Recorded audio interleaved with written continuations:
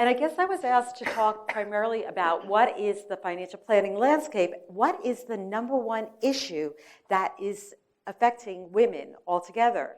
Now, Allison just started talking about the fact that there are structural issues around women, and that is so. But the real issue is that women are not taking responsibility for themselves.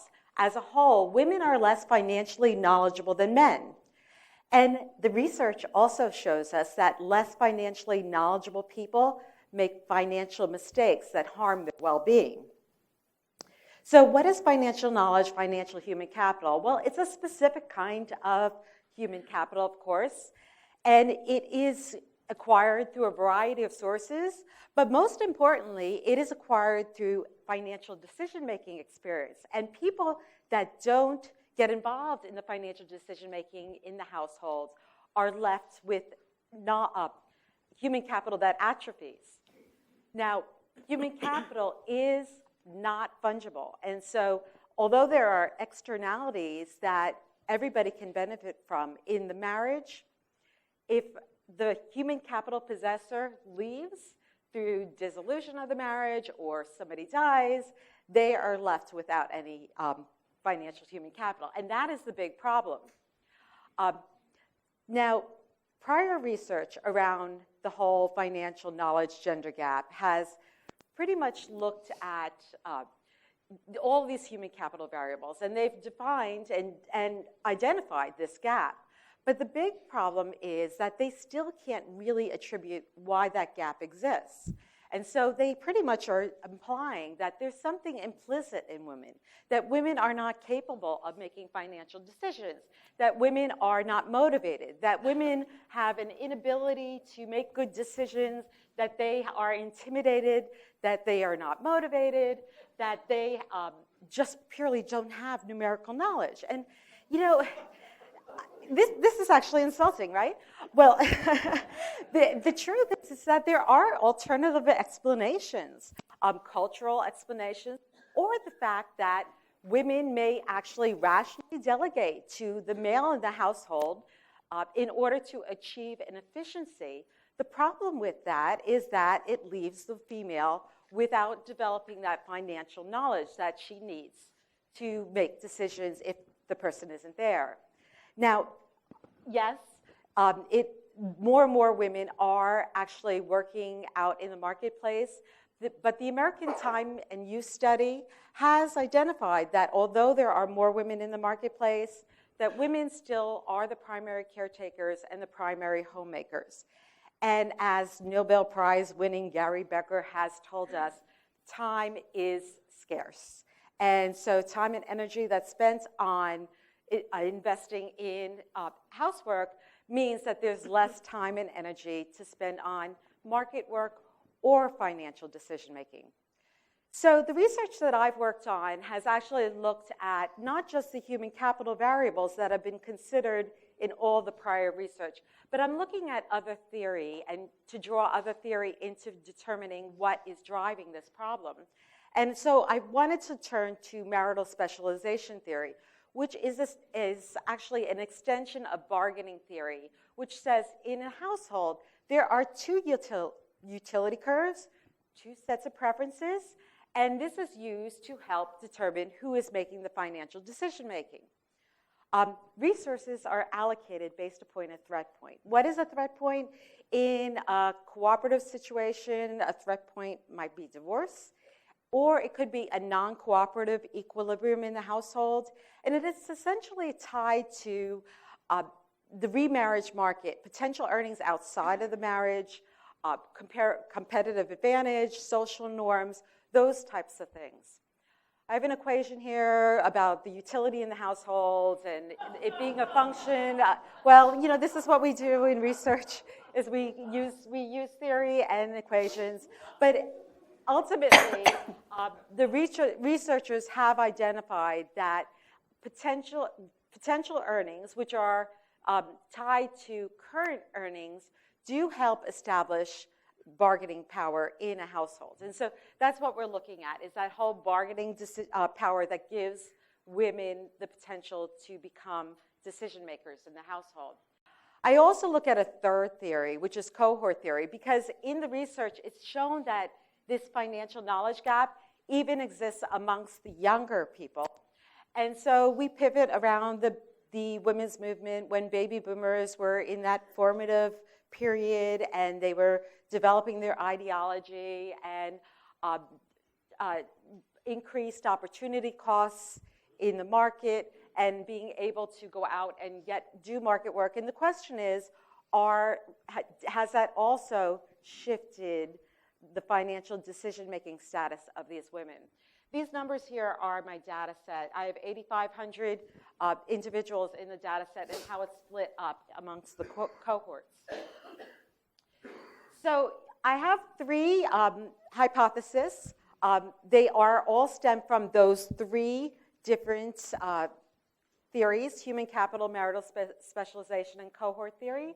But most importantly, I do want to point out, too, that a lot of the prior research has focused on one specific group. So, for example, Lusardi and Mitchell, who a lot of people recognize as being some of the drivers of this research, have used primarily the health and retirement study, which is women 51 and older. So it's only a specific group. Or Chen and Volpe, another highly cited study, is just college-age groups. So my data set has allowed us to look across these different cohorts and look at cohorts, and not just that, but the difference between married versus unmarried individuals. And so the first hypothesis is this financial knowledge gap existing in both married male and married female and unmarried male and unmarried females. The second hypothesis is there potentially a comparative advantage for higher earner married females? And the third hypothesis has to do with, does this exist amongst all four cohorts that we had split up? Again, the data set that I used was the Consumer Financial Monthly. I use ordinary least squares because the dependent variable is knowledge from 0 to 100. And the model says that financial knowledge is a function of those human capital variables that have been used in all the prior studies. And then what I added was 8 additional variables that identify the specialization of labor. So higher earner married females with children, without children, lower earner married females with children, without children, ever married females, but maybe they're not married any longer, unmarried males, unmarried females, and the last one is ever married females, which would be my reference point. First, I just plotted the data. And you can see over every age group that males continue to be more knowledgeable than females. I then looked, and these are just the T statistics. I looked at the means of knowledge across the 4 cohorts and compared them, male versus female. And so these are the T statistics, and the asterisks mean that the means were significantly different. And what I found was that in every overall and in every single cohort, there was a significant difference. I then pulled out just the never married individuals, and in total, there was no significant difference. You can see that it's pretty much gone away, except for that Gen X group, which is concerning, but we're not going to delve into that right now, but there is a little stuff going on with that younger cohort still. I then compared the specialization of labor variables across the board, and you can see that the higher earner married females, whether they have children or not, are the most knowledgeable of the entire group. They're even more knowledgeable than the ever married males, all the way at the end. I do want to point out, though, that none of these groups actually even get a C in financial literacy. This is based upon 16 questions. Questions like, do you know what your net worth is? Do you know how to calculate your net worth? Do you know what compound interest is? Do you know what inflation is? Do you know what diversification is? These are not difficult questions, and you would really expect most Americans, especially educated Americans, to know these things. But apparently, we still have a financial literacy gap across the entire country, not just amongst women. But I do want to point out, too, in the middle, females not married today but were once married are the most financially illiterate of the group. I then ran some regressions, and I just want to walk you through these 3 regressions. The first regression is just including that human capital, that financial knowledge variables that have been used in prior studies, and I did the regression just on the never married population. Those variables are not included on this slide because I didn't want to complicate the slide, but they were all significant, just so you know. But what I found with the never married population is that gender coefficient is not significant. You would see asterisks over next to that coefficient number if it was. So there is no financial knowledge gap amongst the never married individuals. However, when we look at the entire population, we see that women are, and the way you read this coefficient, are 5% less knowledgeable than the males, just using those human capital variables. I then looked at those specialization of labor variables, and all the coefficients are significant. The reference variable is ever married males, but we can see that the women that have the most financial literacy difficulties are those women with lower earners. By the way, when I say lower earners, I don't mean lower income. They're just the lower earner in their households.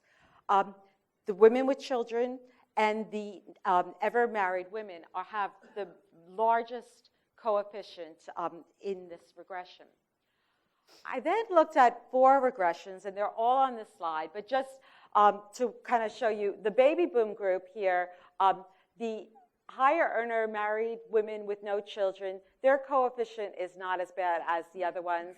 It's, again, the women either with children or lower earner women, or even these women that were once married, where the problem is. With Gen X and Gen Y, we do have good news, because what we see is that the women who are higher earners with Gen X that have no children are just as knowledgeable as the males. So this is really good.